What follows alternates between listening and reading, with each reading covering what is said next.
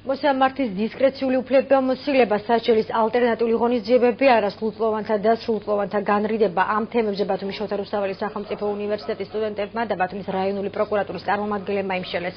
შეხვედრა ინტერაქტიული იყო და სტუდენტებმა მათთვის საინტერესო კითხვებზე პასუხები პროკურორებისგან მიიღეს.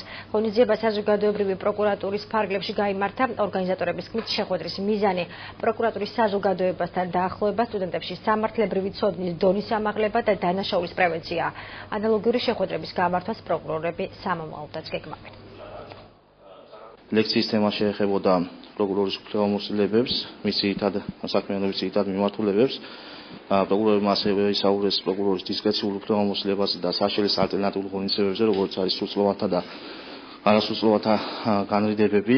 დღევანდელ ღონისძიებაში მონაწილეობა მიიღო ბათუმის რაიონული პროკურორის მოადგილემ და ამავე პროკურატურის ორმა პროკურორმა. ჩვენთვის საინტერესო მასალა იყო, რადგან ეს შეეხებოდა დანაშაულს და დანაშაულებრივი ქმედების თავიდან აცილებას.